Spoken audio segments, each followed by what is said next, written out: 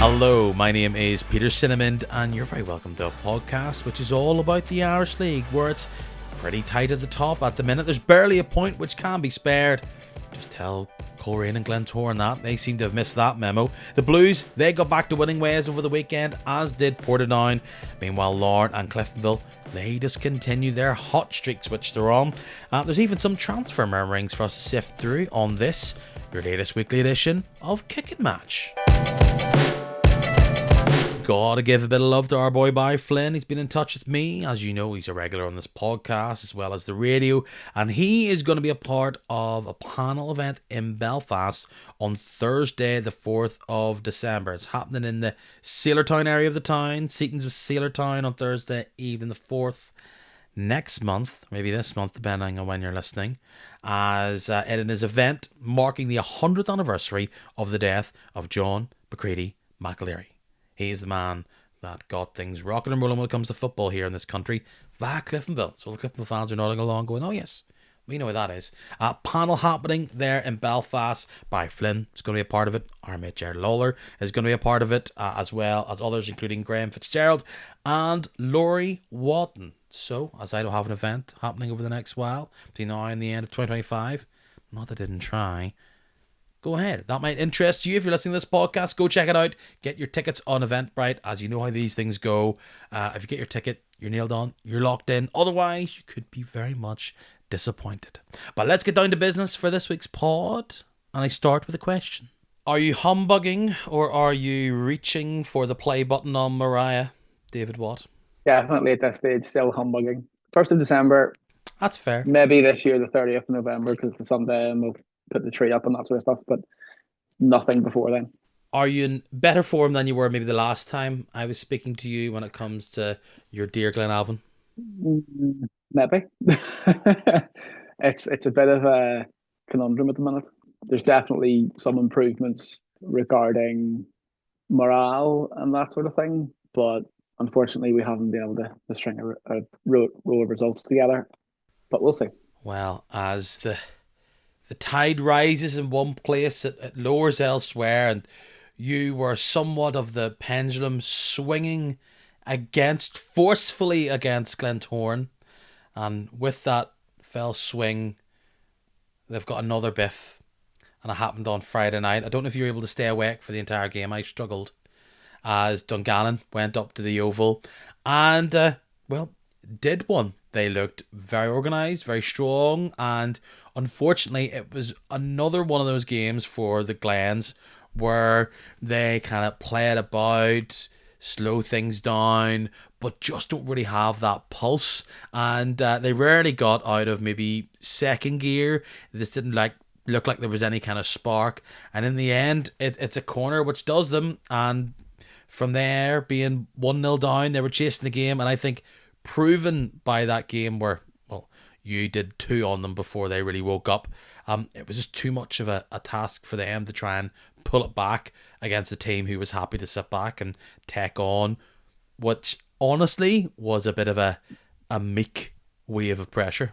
I mean, we played Glentoran in pre-season and they looked sharp, playing great football, and I actually turned around and said to somebody and went, that's the first time in a number of years I've seen Glentoran play football and dominate a game, not just physically, but actually on the ball. I haven't really seen that in the actual season. But they've seen it in maybe fits and starts. But again, on Saturday, like you're saying, very sort of lackluster. And unless a team goes at them and gives them space to play in behind or on the counter, a bit more of a basketball game, they don't seem to have the answer. It's a result which I think benefits other teams around them. Clearly, we now have this top 4 where every result that isn't a win is going to help somebody else, but especially when Linfield, Glentoran, Larne, Coleraine, none of them played against each other, this being the game that started off the weekend, it sets it up where Glens are now kind of 2 in the bounce per. I think the way they've been playing probably started earlier. You know, I talked about here a couple of weeks ago how I thought that Portadown game was fairly ropey as well. And Declan Devine's sitting there going, yeah, it's been poor, I've been expecting this, just the performance wasn't good enough. But when you got a full-time team, surely this shouldn't be a problem. Like, Tipton's on there last week, and we kind of got into how he feels as though a lot of these full-time teams is improving how quote-unquote organised they are, but perhaps isn't making them a better team within the league. And I must admit, looking at that Glentoran side, not only this week, but let's say for the month of November, they just haven't looked like really threatening too much. No, and I think I've said this several times about different teams, but I think there is such a thing as being overcoached. And I think that sometimes you have that with some of the full time teams. They're almost that ability or the freedom to go out and just play football is almost coached out of some players because they're signed from maybe part time football or whatever. They're coached to be almost robots and play rigid systems. But plan A doesn't work. There doesn't seem to be a plan B or C, even with some of the management. So it's a it's a strange one in that respect. I think that's you're seeing that with a lot of the teams in the league that are full time. They have a lot of you can see players trying to think. If they drop a shoulder and the player doesn't take it, they go, "What do we do now?" Or if what they've been told to do, there's no independent thought.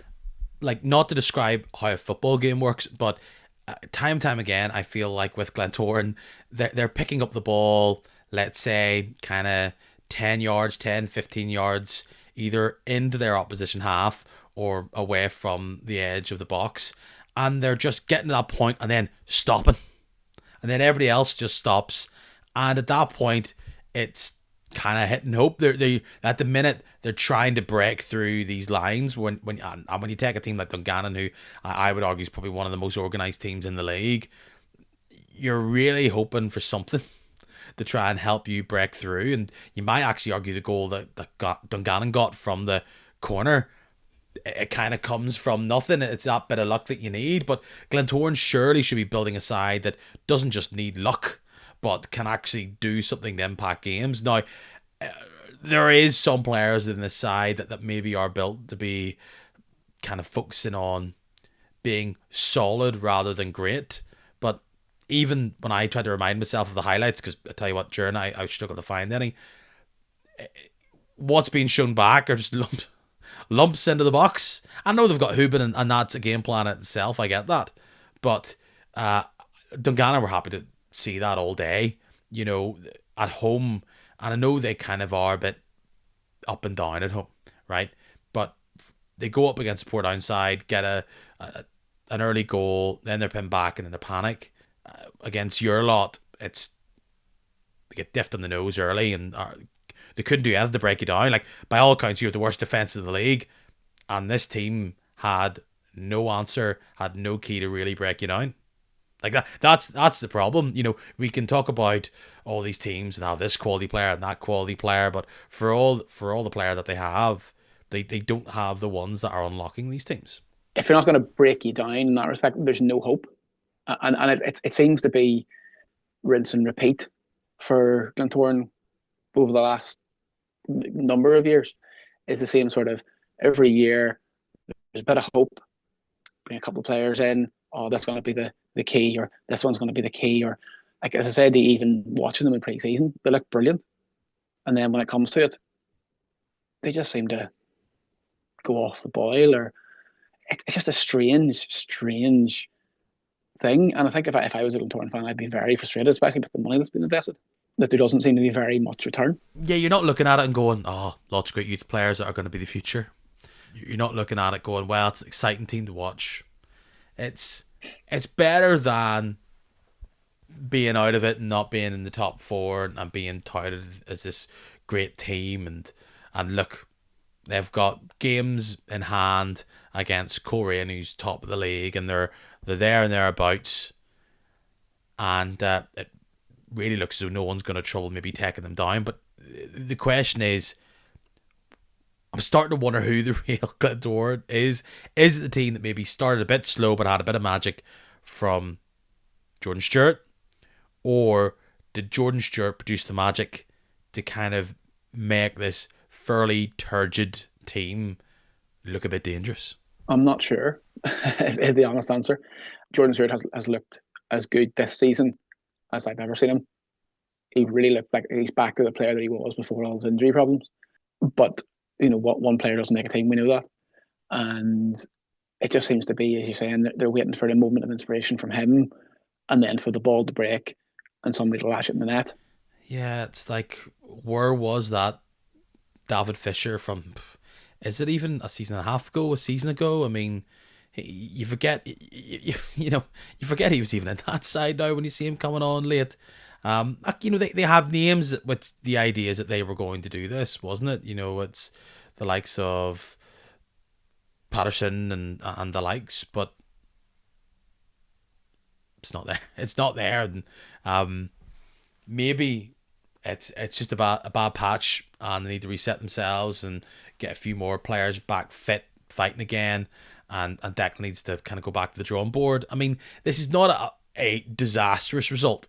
It's more of a case of it somewhat summarizes where the Glens have been when it comes to the eye test. Like, let's I know sometimes you get distracted by the larger team, the more successful team in games like this, but let's give it up to Dungannon.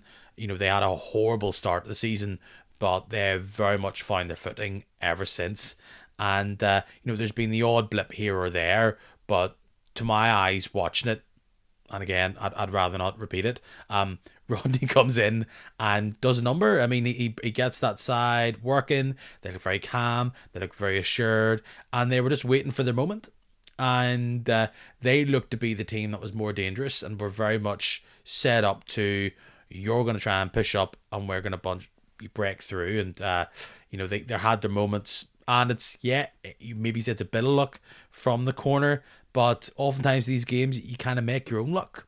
And what I'd also do, I know it's Rodney's the media's big golden egg and fascination, but if I was telling you a team, let's say even 18 months ago, and I will hear and talk about the good qualities of these players, but you've got to remember what Rodney's working with.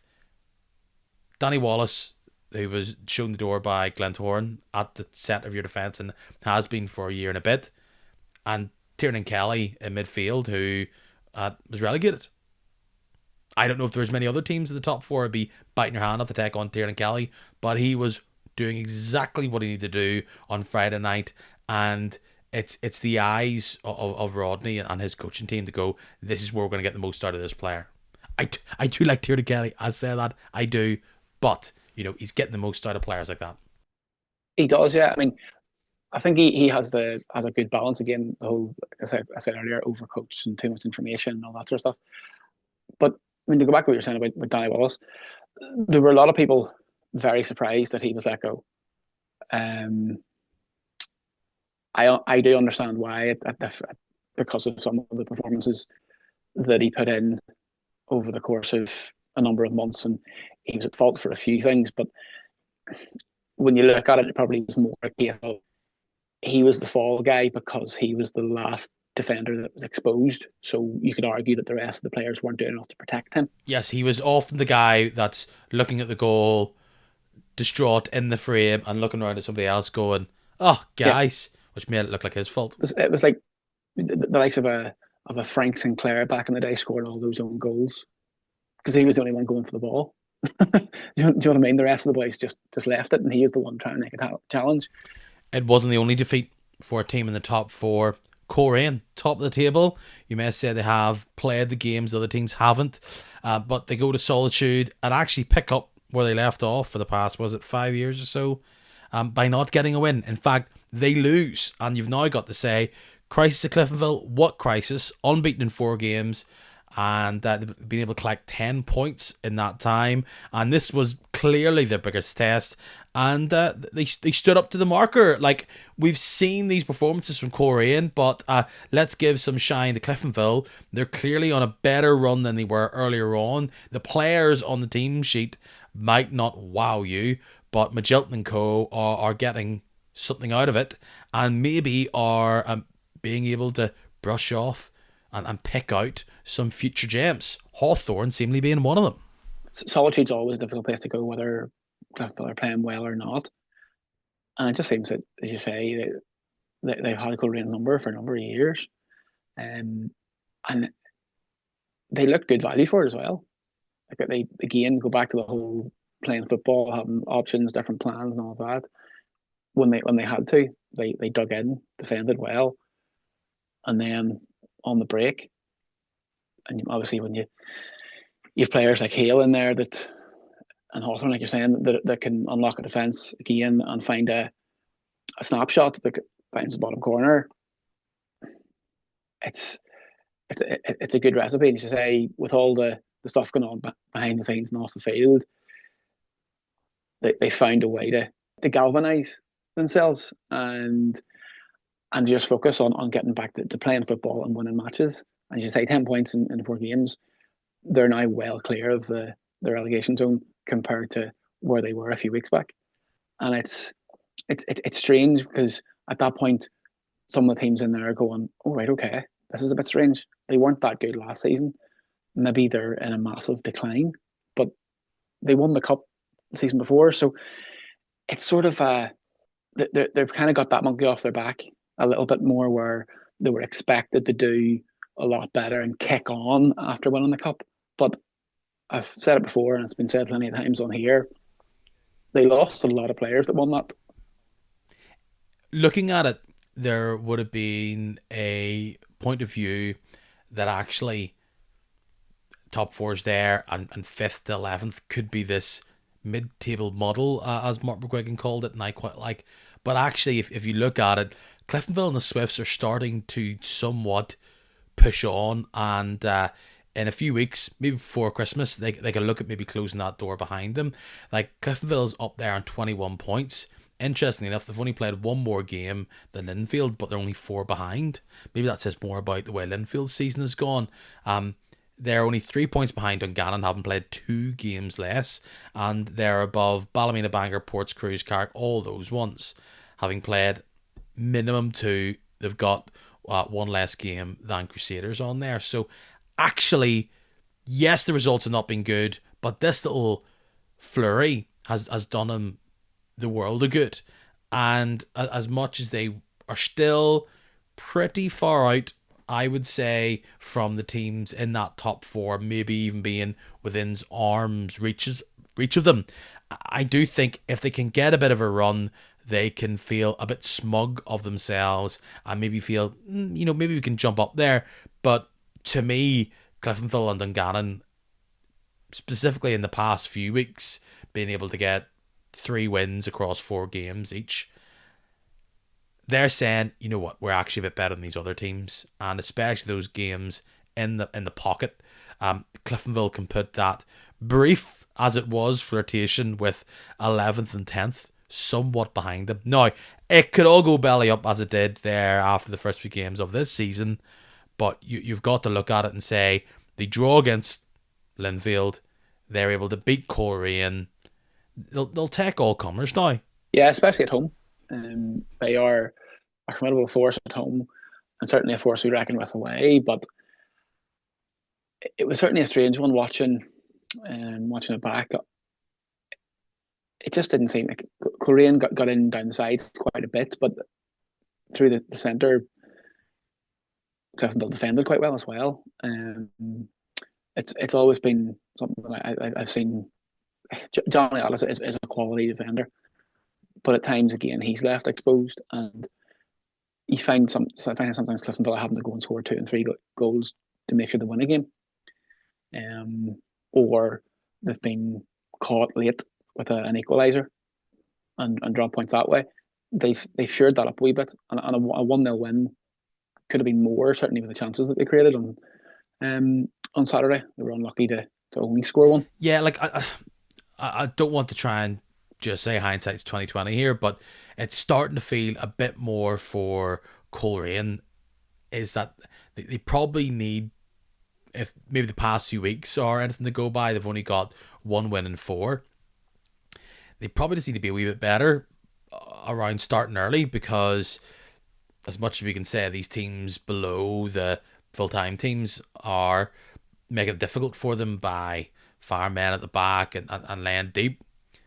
But it's true, no matter all the players we're talking about for Coleraine, you might say they're a team filled with difference makers. They've got the biggest difference maker in this division, and you know, his name is Cooper. He still wasn't able to break it down, and it can't just be a one man show all the time.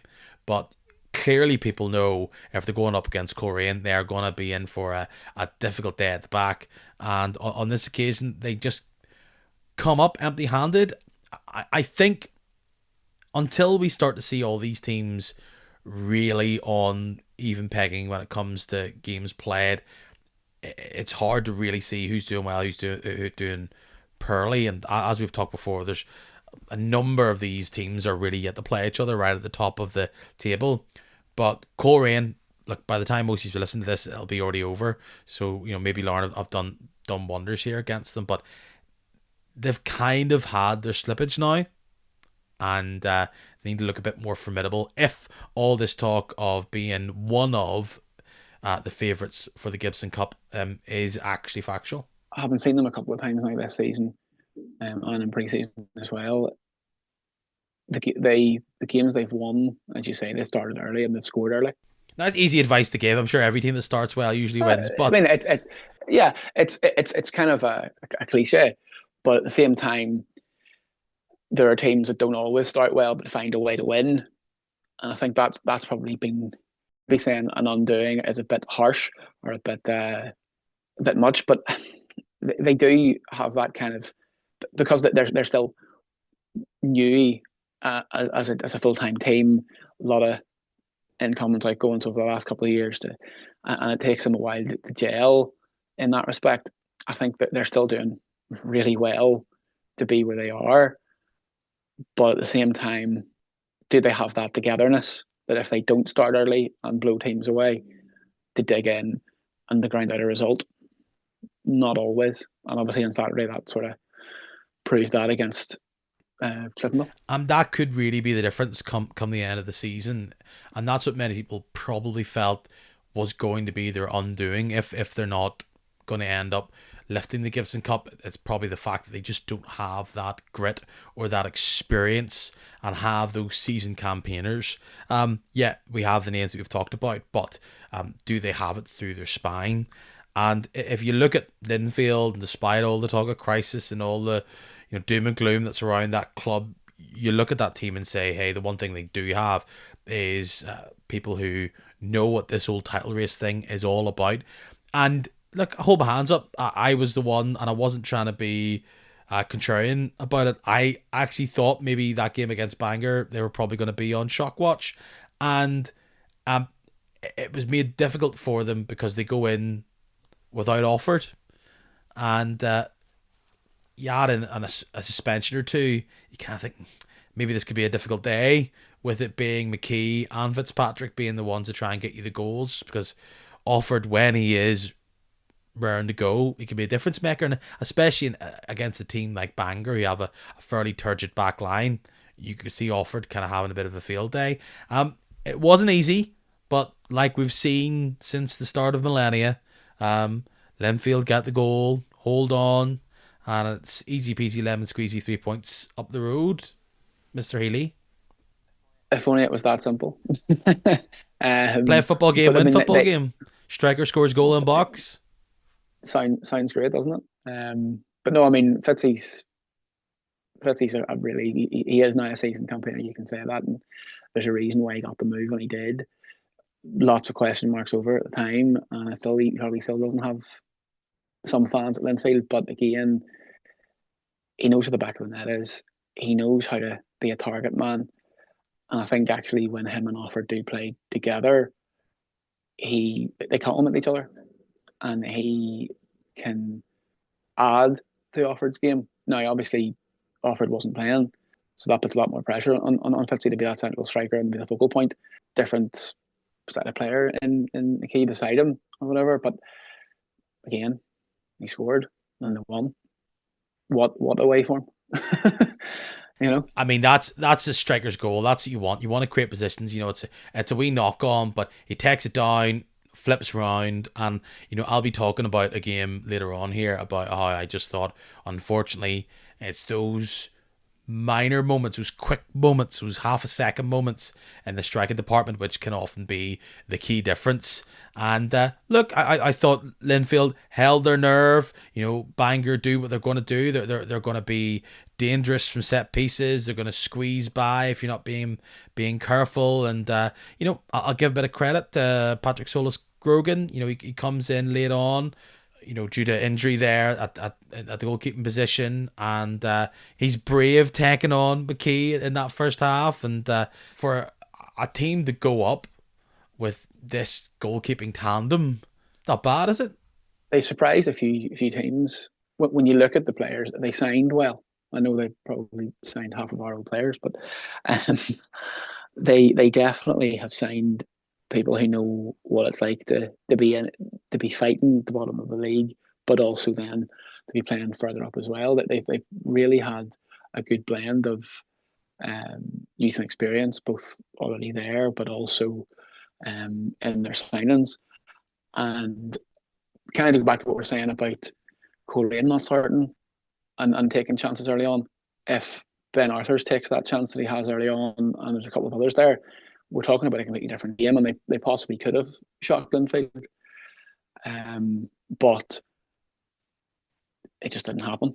And Fitzpatrick gets the goal, and as I say, Linfield up the road, and what crisis. What you're saying is that it wasn't a bad shout for me. Yeah, I totally agree with you there, Dave. We then moved to, I think, potentially the most significant result of the weekend, and this is plain old Jane, boring old Larne, winning the games with these strikers that they have, and they're going by totally under everybody's radar because they think the Larne era is over, and they're picking up points where perhaps other teams would slide. I know this is painful for you, but you go 1-0 up away from home, and you kind of held on to it for a while. Well, I was talking to a few of the Larne guys after the game, and we're kind of waiting for the manager to come out, and we all sort of said the same thing, that Larne were quite flat and pedestrian at times, and like very slow in their build-up. But then when Benji McGee came on, all of a sudden he makes those runs. Jordan McAnaff as well. I think he's a bit underrated and goes under the radar a wee bit. Made a lot of good runs down the left as well.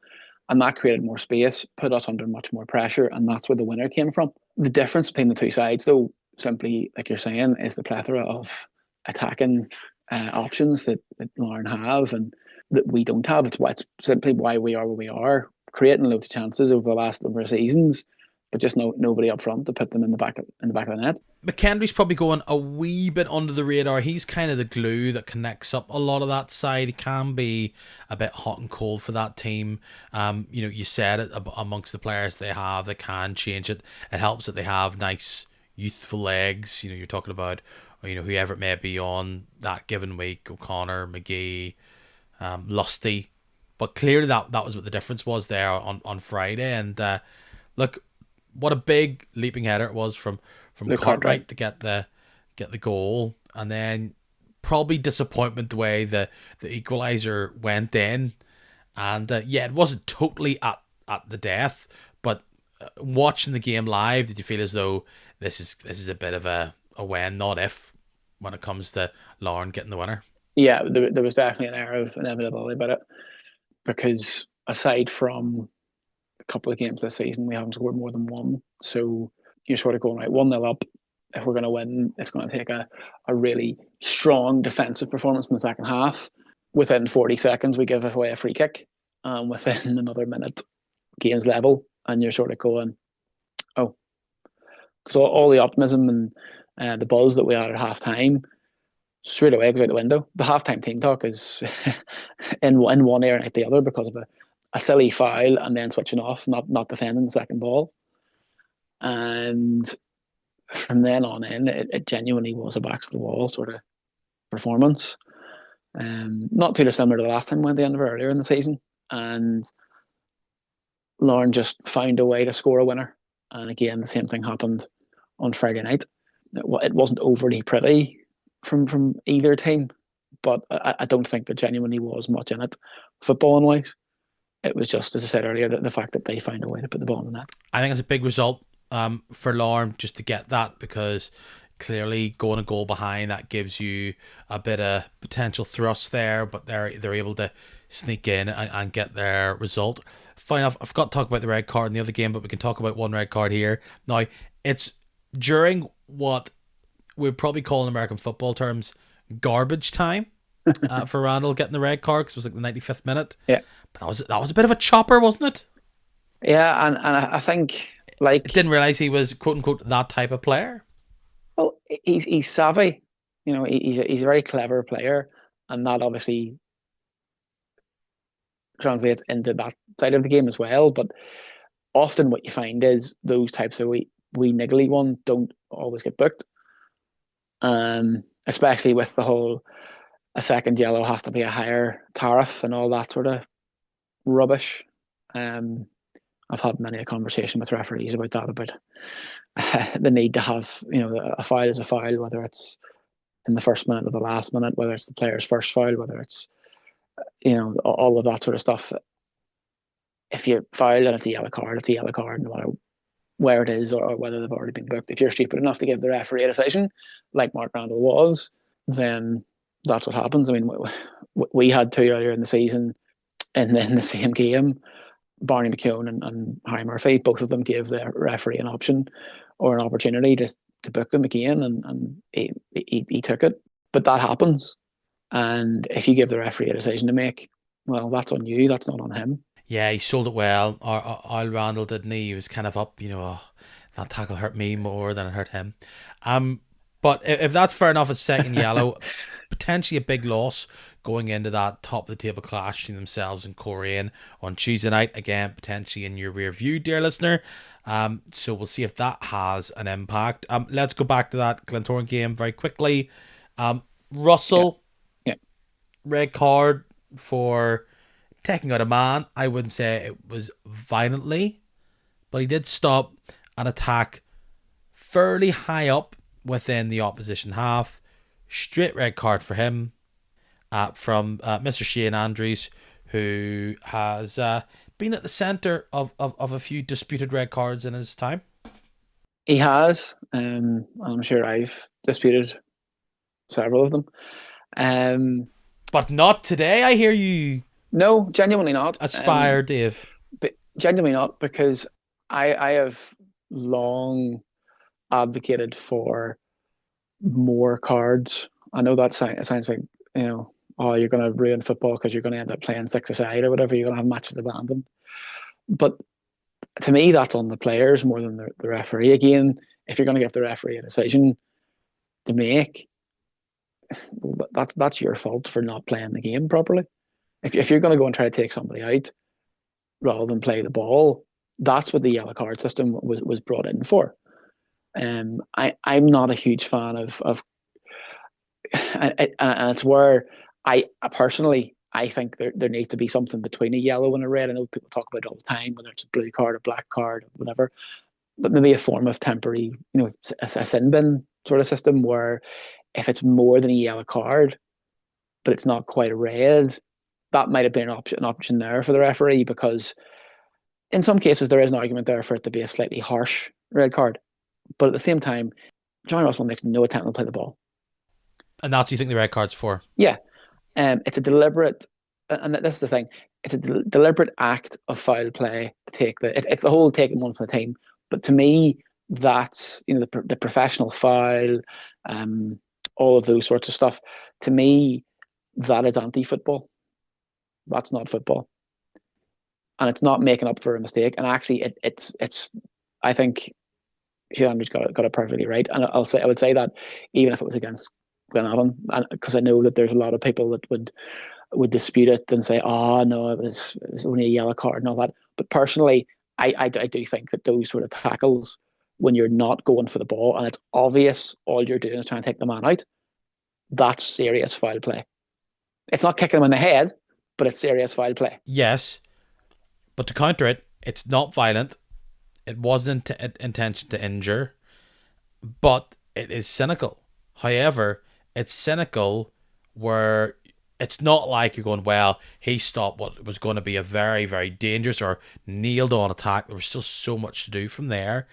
And as some people have said to me, If he just pulls his shirt, he would get exactly the same result, but he wouldn't have got a red card. Or are you red carding shirt pulls 70, 80 yards away from your own goal? Probably not. But again, that's where the danger comes in. There's no danger. So if I'm a manager, I'm saying, boys, if they're going up and they're going to break through, get your hand on that shirt like it's a Christmas sale.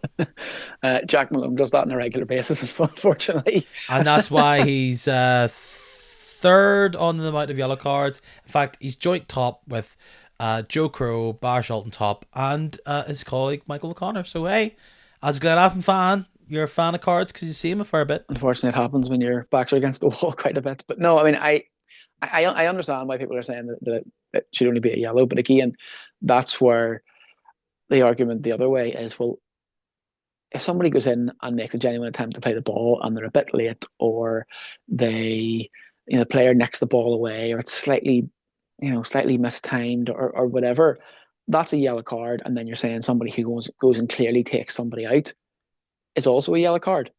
That's too broad for me. Do you know what I mean? It's a deliberate act of foul play. Therefore, to me, that's where it becomes a red card.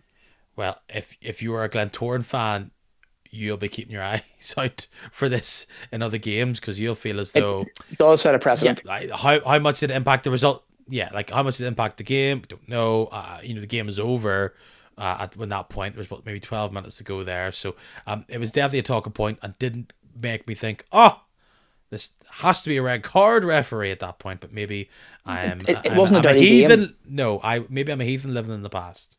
But I was surprised. But we'll see how that progresses as the rest of the season goes on. We've reviewed all the games of the top 4 sides.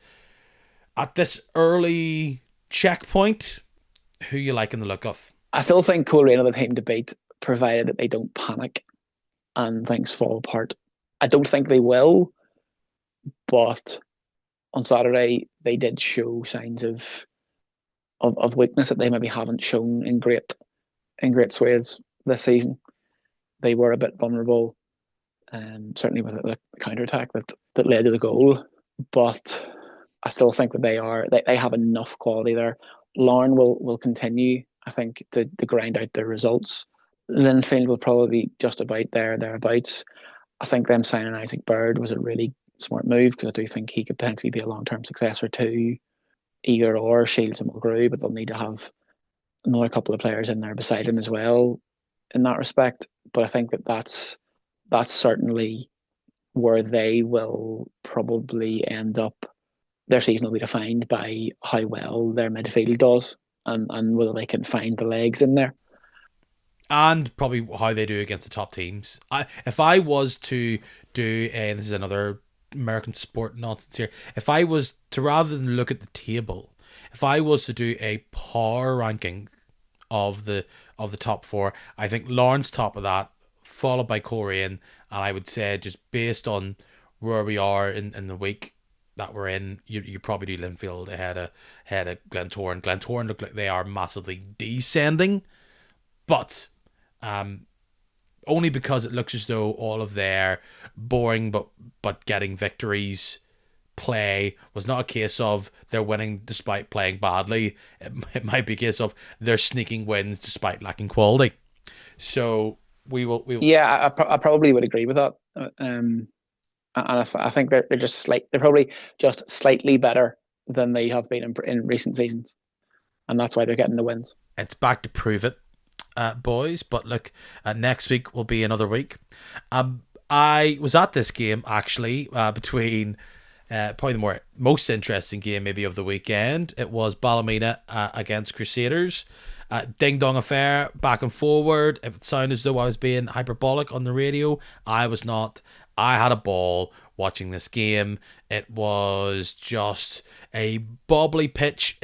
Whatever it was between these two sides, the Ballymena Showgrounds pitch felt massive. It felt like there was so much space to run into, and that clearly played into the hands of Crusaders, despite lacking Fraser Bryden, who the talk is being approached by Cliftonville. Maybe they've found some of the investors' money behind the behind the sofa or something there. But without him, we still did the business. Nice passing in the midfield where it was able to kind of break through the lines. That's one thing that they have no problem doing, is breaking through defences, finding space out wide. And, they made that Ballymena defence sweat a lot. But Ballymena had more of the ball, started very early. McElhenney looked like the best midfielder in the league for about 30 minutes in the first half. And it's a free kick that gets the goal. Well, it comes from a free kick for Crusaders. Ballymena bounced back with Corbally getting the ball and just sweetly tuck it into the far corner.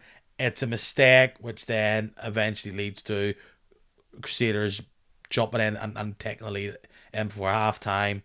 And a bit like in the first half, where Ballymena just kind of pushed and pushed and pushed and battered and battered and battered what is a weak sauce Crusaders back line, which is currently O'Rourke and one of the McCarts.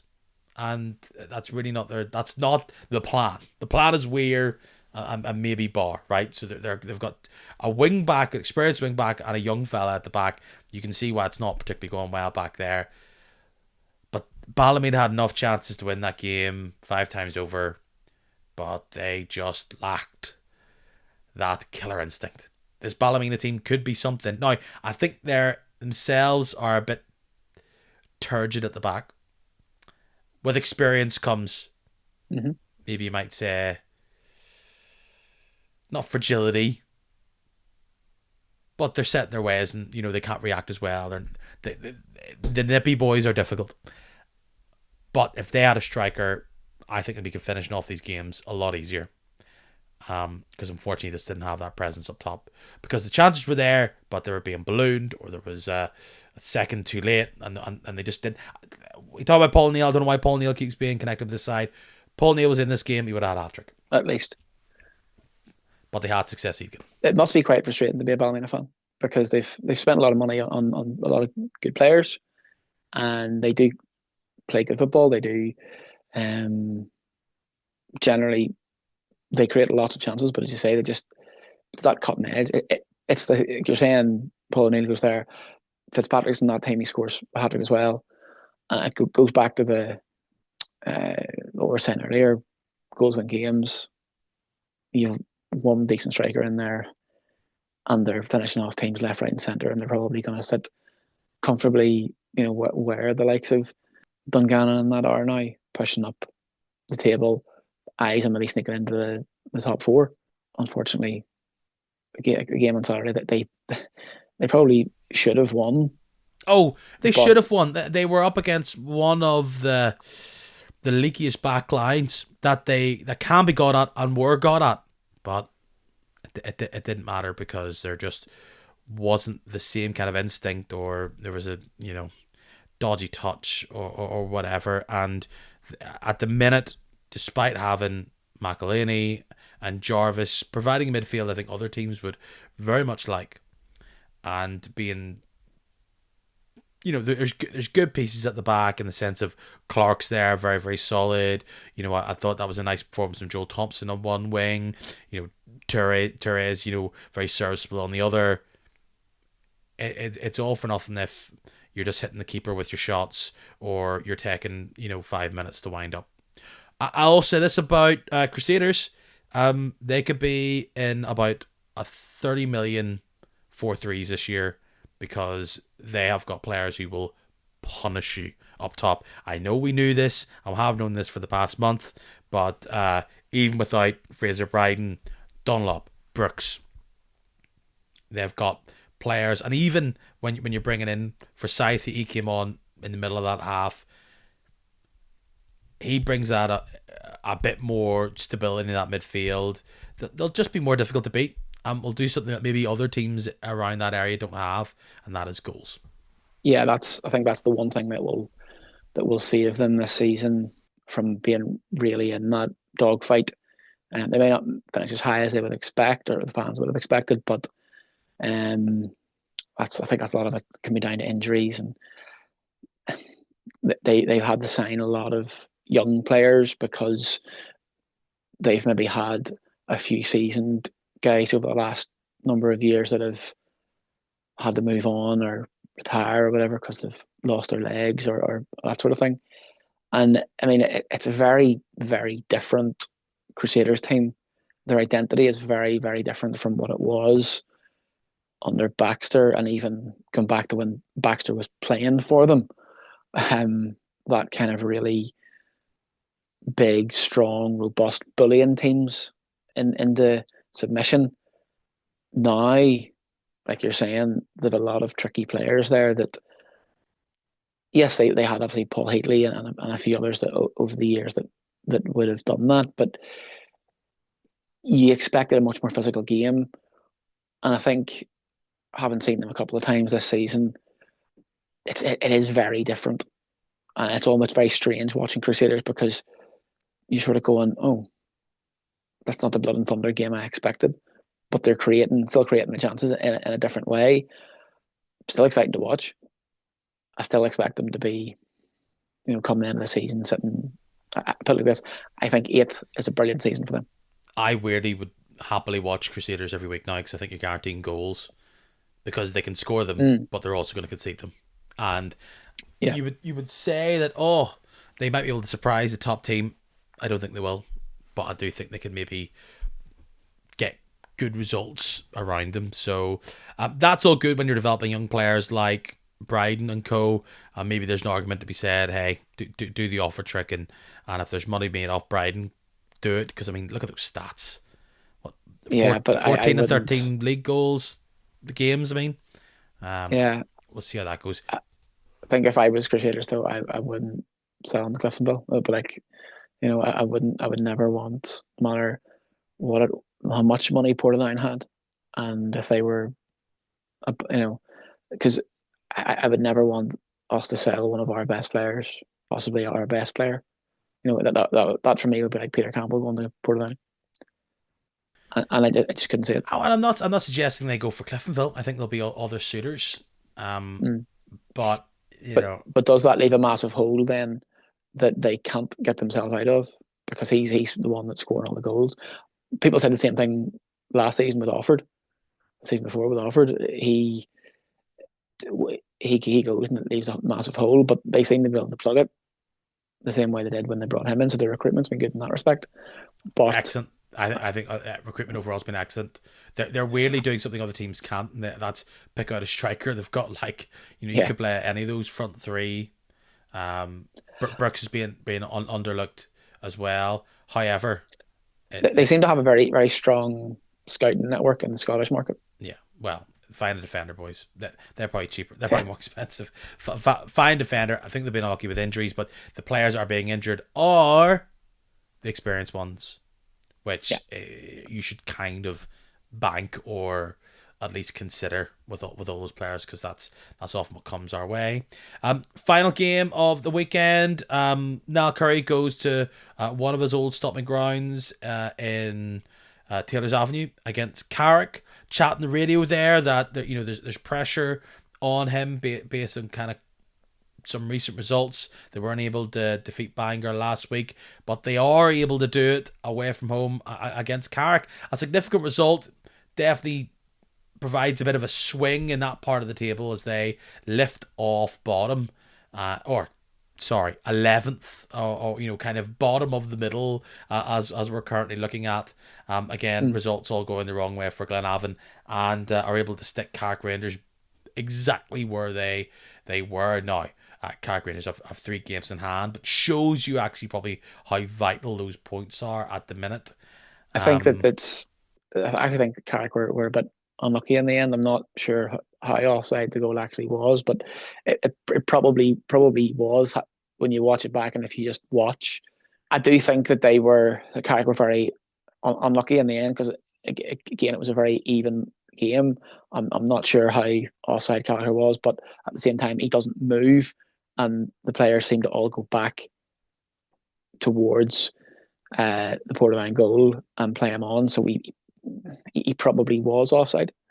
Difficult to tell, but in the grand scheme of things within that game, I think they were unlucky to lose it. Yeah, clearly, like there's a goal cleared off the line based on the highlights there as well. If you really absolute frame it, I know it's really hard to tell at the angle of the camera.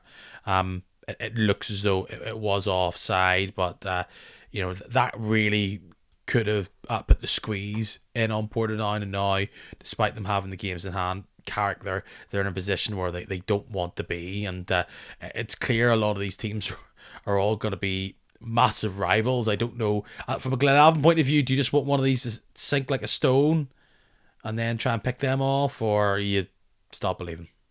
Well, there's always hope until it's mathematically impossible. There's always hope. But yeah, I think our best hope is that one of them falls off a cliff.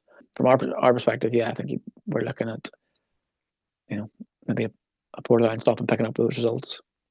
A Carrick going cold again because they are getting like that. They're losing games where they were getting points from previously, but again they have games in hand. Yes, they are against some of the bigger teams, but at the same time, teams around them already have the points on the board. Just because you've got games in hand doesn't guarantee you points. Who would you look at above you and think they look like the worst of the bunch? Well, for a few weeks there, it was Crusaders, but I haven't seen them play on Saturday against Ballymena. You don't know how it's going to go. As you say, it could be 4-3 one way or the other. So I think they're possibly the most unpredictable, but that could be a good thing for them. They can use that because if they don't even know what they're doing, then how do you expect their opponents to? Boxing Day is going to be quite tasty, isn't I it? was going to say I think realistically and it's a sad Dungannon are flying the flag for medals for football, but I think it's a sad state of affairs that two teams in Portadown and Glenavon who in living memory were fighting out at the top of the league consistently are now in a relegation dogfight together. And as much as I said it when Portadown had all of their issues and went down, we do need a decent enough Portadown team because Boxing Day is massive for both clubs. And I think it's just Do you reckon there's sports fans saying, "Oh, the league needs well, Glenavon"? probably not, but they were saying the same thing what 4 or 5 years ago when Portadown went down or whatever it was. Uh, Maybe both sides could be going down. well, You well, never know. that's the thing. Mid Ulster Derby in the Well, Championship. that's it. I mean, it would be certainly be an interesting one. Probably be the biggest crowd ever at a championship match. And I think of all seasons, this could be the season where I know we always say that the likes of an Anna or a Dundela or whatever, they're strong.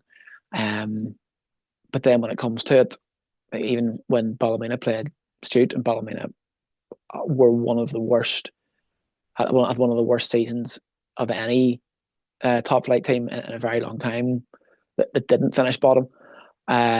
They still blew Stute away over two legs. Carrick last season blew Anna away over two legs. Portadown a couple of seasons back outplayed Anna over two legs. And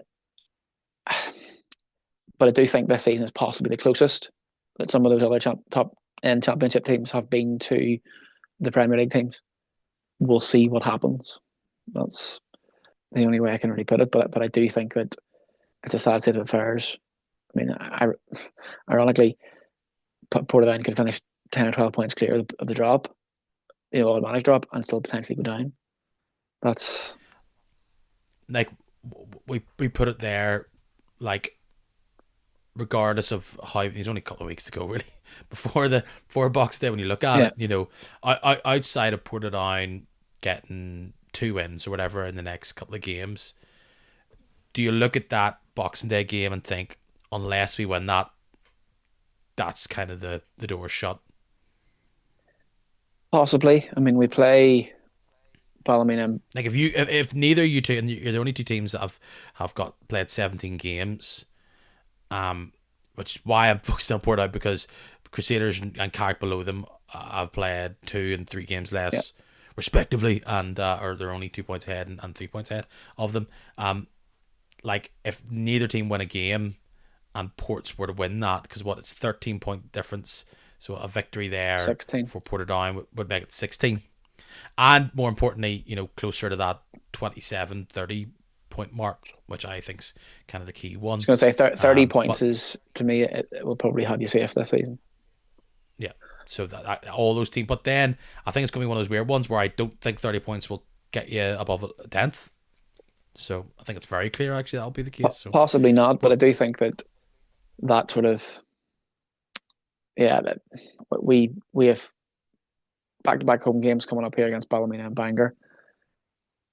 They're games that we have to win, and winnable. they are, but they're games that we have to win. And then the next two are Cliftonville away, then Linfield at home, and then Boxing Day, as you say. So Cliftonville are on a form. Linfield, So you win all those. Ports lose all their games. You're 1 point behind them, and you overtake them at Boxing Simple. and David Jeffries and at Shamrock Park. Well, Joe Taggart said it there in the radio. There's talk of pressure on Niall Curry.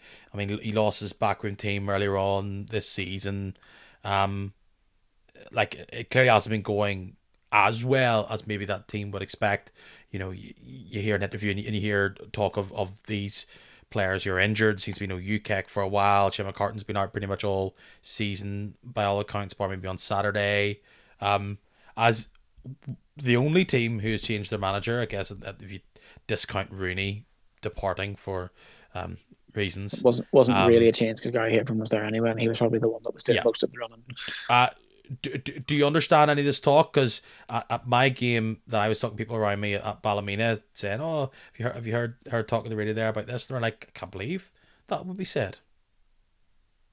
I mean, I understand to a certain degree why there would be pressure on Niall Curry, but I do think some of it is possibly down to, I mean, Niall's very much a Marmite sort of guy. You either love him or hate him. And maybe a few of the ones behind the scenes at Portadown who previously would have loved him are growing, hate's a strong word, growing to dislike him over time. There have been rumours of him losing quite a lot of friends, and that being part of the reason why some of the Cliffy and that moved on. But they're still, the fact of the matter is they're still 13 points clear. And again, if they win Boxing Day, it's 16 points potentially. But I think that's going to be too much. So at that point, they're not looking over their shoulder anymore. They're looking up. And if Carrick, Crusaders, Ballymena start dropping a few points in there, then that sort of 3, 4, 5 team in the middle of the table. I mean, I think at one point, if Portadown had won that game, they were a point off 5th or something like that. That's how congested that is. So when you look at it from that perspective, the suggestion that Niall's under pressure is preposterous. But then when you look at it where they are now, and they're bottom of that group of teams in around that sort of 20 odd point mark, then yeah, you can. But 1 or 2 wins and all of a sudden you're pushing top 6. Before we look ahead to the games in front of us, a bit of transfer chat. There will be an episode in the coming weeks, which myself and a guest look ahead and try and do wee notes and go, this team probably needs this player in January, this team probably needs this type of player. Some chat happening already. We obviously talked there about Fraser Bryden and the rumours of maybe Scotland, maybe Cliftonville being touted. One that I noticed and now is kind of picking up in papers, Bobby Burns no longer with Galway, and he's talking about a new exciting challenge. It's probably Coleraine, isn't it? Probably. I mean, he does have a house up there. Family have a house in North Coast. And it's exactly the type of player that project would like. Played full-time football before in the league, knows it. The only thing is, they better not do what Glentoran did and play him left back, because I mean that's just not the place he should be played. No, but Bobby Burns, for me, is definitely a midfielder, possibly an attacking midfielder, possibly a second striker. He played that role for us a number of times.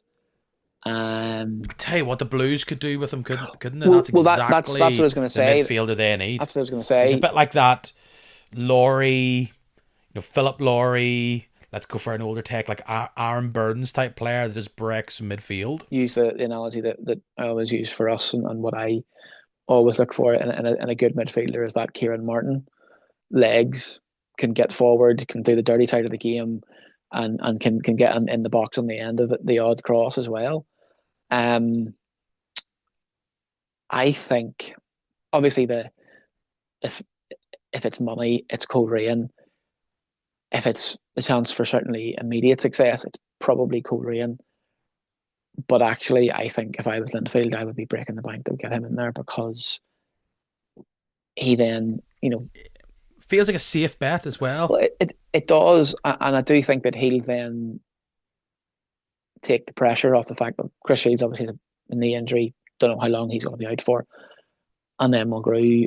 I do think his legs are almost gone. Um, but the fact that they haven't been able to properly replace him means that he keeps signing these new 1 year deals, and eventually it will come back to bite them. But I think Bolly Burns is an excellent shout.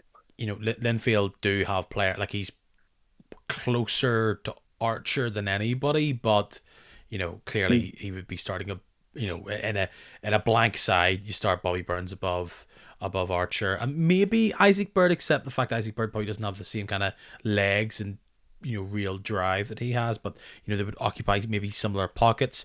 Okay, so that's chat about Bobby Burns, Fraser Bryden. We can talk about your boys. There was two fellas highly touted coming up from the League of Ireland. They're now gone, One is definitely gone. or Yeah. is going. Well, I mean, the way that Franny Lamboto was sold to the board when he was being signed was he was going to be a 20 goal a season striker, as they all are sold that way. Yes, I was going to say that's it's a fairly standard thing. This boy, bring him in, he'll get us Europe, and we'll do all this sort of thing. Any footage that I saw, and even when I was doing my research on who he was, when we putting the piece together, it all pointed to the fact that he's a winger that cuts in and scores off the wing, not a central striker. And I mean, Franny's a great guy. He'd not cause too much trouble, but it was fairly obvious that when Mick et al. Came in, that he wasn't going to fit into their plans, because I mean, it was so frustrating. He played one cup game down at Warrenpoint. He scored, and he missed six.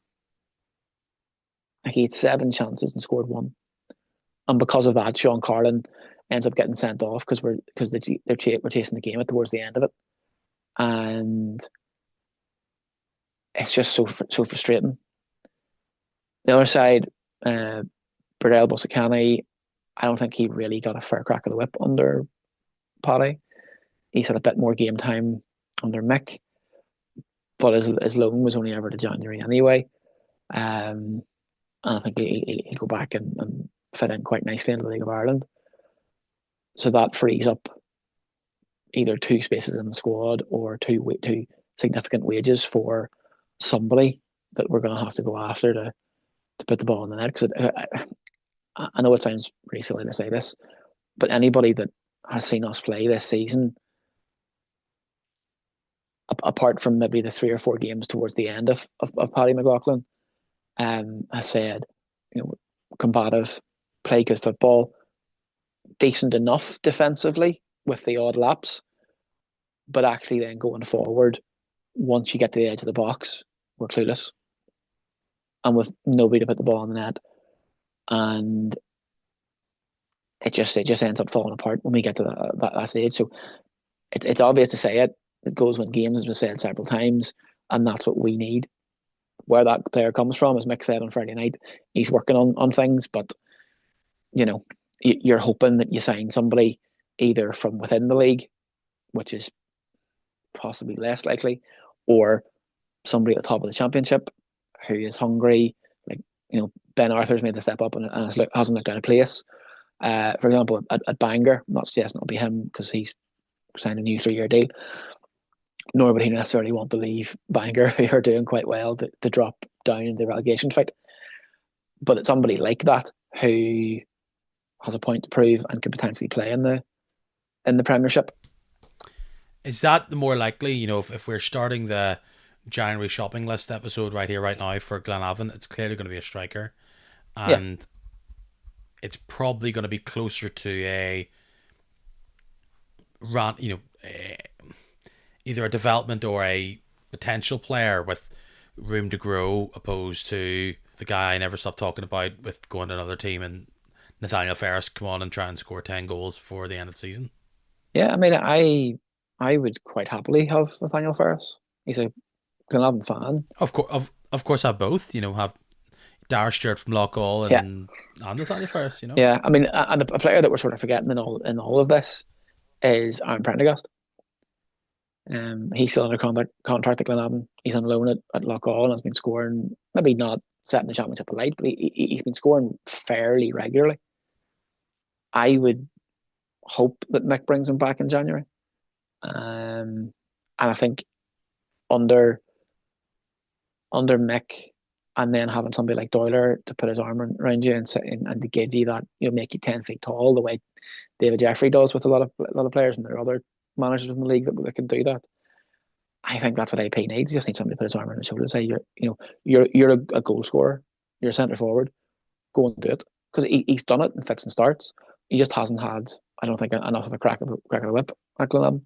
So it wouldn't surprise me if they'd recall him. There's one striker in berth, and then the other one is, as you say, somebody else from top of the championship.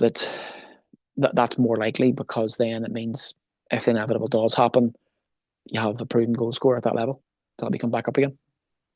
So it's ticking both boxes. Somebody who can potentially do it higher up, but also somebody who can definitely do it if and when you go down. Look ahead this week. Linfield Crues on Tuesday. Coleraine Larne on Tuesday. Nice little morsels there. But we start on Friday the 28th of November. What a day. Bangor hosts Glentoran. They're always playing on Friday nights. Maybe that's their problem. And it's a Clandy boy. I think this is 1-1. I just don't see the rut ending here. I would say that I could possibly see Bangor sneaking up. Did I predict the shock a week too early, is what you're saying? Maybe. As we said earlier, the Glens don't really have the key at times to unlock defences. I think, again, players that Bangor have signed, that they've had there, are experienced heads, calm heads. They know how to defend. And they also then have the players at the other end of the field that can hurt you. So I would say it's possibly a 2-1 Bangor. No, I just that pitch, that Friday night, maybe it's time for the Glens to show everybody who they are, as insert Irish League cliche here, Bangor's boys come off the scaffolding. But we go to Saturday, Crues Coleraine. It could be a difficult week for the Crues, or it could be a bit of a we're back, baby, hear us roar, as they take on Coleraine at home. I think Coleraine could, regardless of the result against Larne, I think they're going to have that back line for breakfast. Yeah, I think three goals would be fairly doable for them. Some might argue it's a starting point. I wouldn't say that, but I think if they really get their eye in and decide that this is about punishing Crusaders, particularly the fact that the Crusaders are going to have had to have played 3 games in 8 days, not 7 days. Managers, it's 8 separate days. Just could be a lot of football for those legs. They don't have a huge amount on the bench, so it'll be very likely that it's pretty much the same 13 to 14 players playing 270 minutes across those 8 days. So I'm going to go 3-0, but maybe just 2-1 Coleraine. Whatever it is, it's going to be a lot. Yeah. Come on, say it with me now. Dungannon Swifts against Larne. They're Larne's bogey team, la la la, etc. etc. But is it enough of a bogey team to get a result? No. 1-0 Larne. I was going to be a bit more generous than that. I was going to say 2-2. I think it's both teams are certainly good footballing teams, and I do think that for me the way I think it'll play out is Dungannon will possibly take the lead, which will force Larne out to have to go and play football. Same way they did against us last week, and then I think it'll be a bit more of a basketball game than maybe a cagey affair at that point. So I think 2-2. I just feel like for the past season, maybe and a half, I've said, hey, I think the Swifts are going to nick this, but it ends up just being a very boring game that Larne wins. And that's what I'm going to predict this time. 1-0 Larne. Glenavon Ballymena, it's a repeat of the first game of the season between these two. Will it be a similar result? Maybe. I'm going to say 0-0. Okay. I don't think either team are necessarily good enough defensively for it to be a 0-0. But who's going to score? This is well, what well, I saw on Saturday, and is teams were falling over each yeah. other not to score. Well, that's the other side of it is they're maybe not good enough to not concede goals, but are they good enough to score? I think we're at home. We have to win, and I do think like there's definitely a lot of positives to take even from the a defeat on Friday, but head says 1-1, heart says 2-1.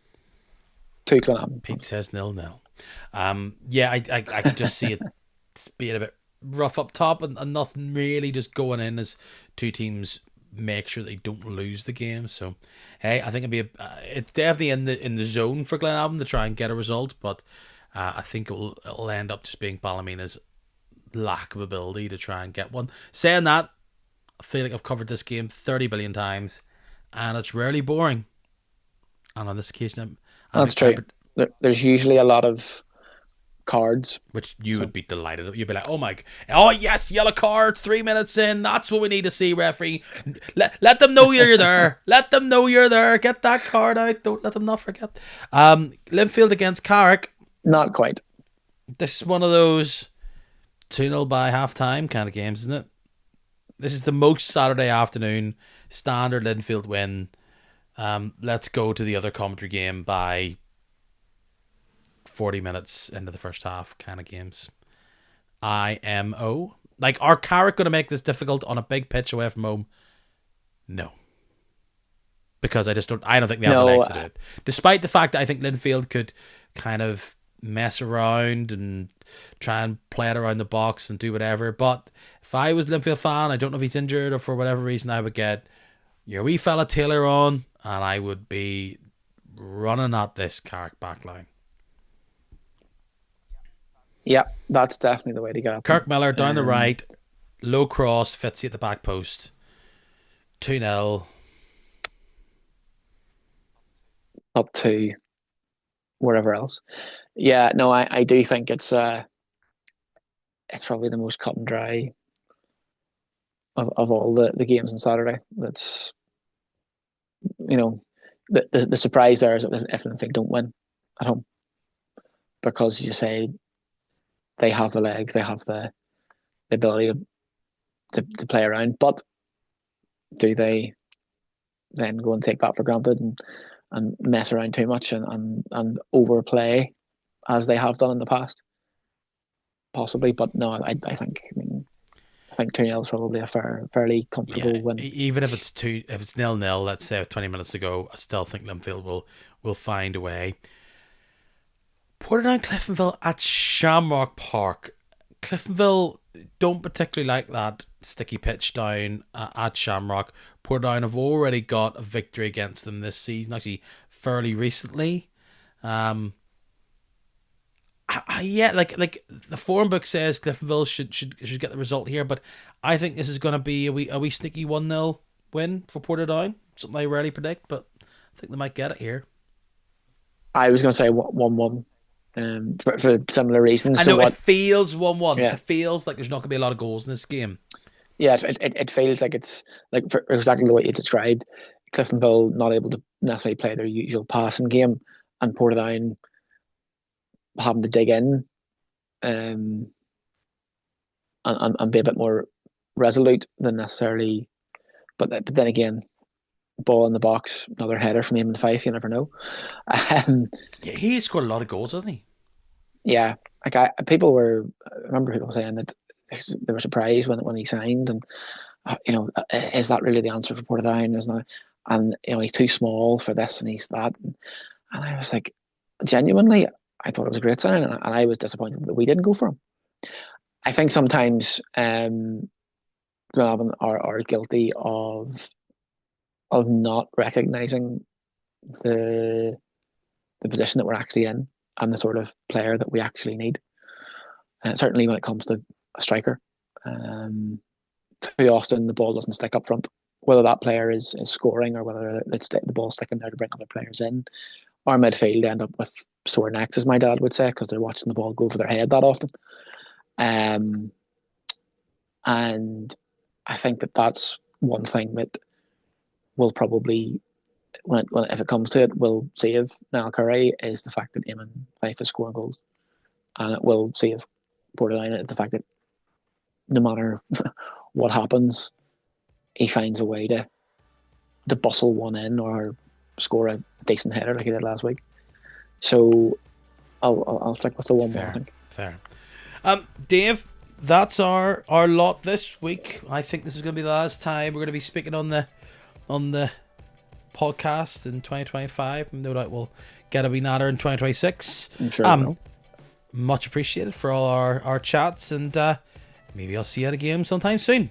That's it. If you can put up with the rubbish long trek to Mornview to watch a relegation dogfight. If there's a game, I'll be there.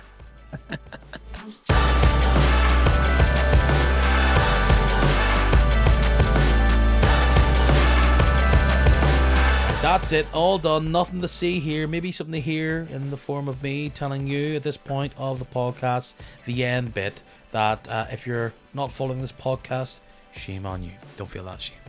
Because you're missing out. There's hundreds of you who do subscribe, which is free, by the way, across Spotify and Apple Podcasts. But it does mean that there's at least 7 billion of you who aren't subscribed. So you're probably in the majority that aren't. But be a part of the cool club then, little hipster club of Irish League aficionados who enjoy listening to this podcast every week. The best thing about subscribing to this podcast on like Spotify podcasts or Apple Podcasts, because Instagram there almost, is that it gives you a little notification saying, hey, the podcast is up, which can happen because I'm a busy boy and it doesn't always come out on Tuesday evenings. The plan is that it comes out every Tuesday evening, but remember I said big L life. So thanks for listening. Thanks for following me on Instagram, Facebook, Twitter, as well as TikTok. Just look for Instagram or look for Kick and Match and all those. And I'll see you next week. Won't you please? For your pal Pete. See you next week. Hopefully on Tuesday.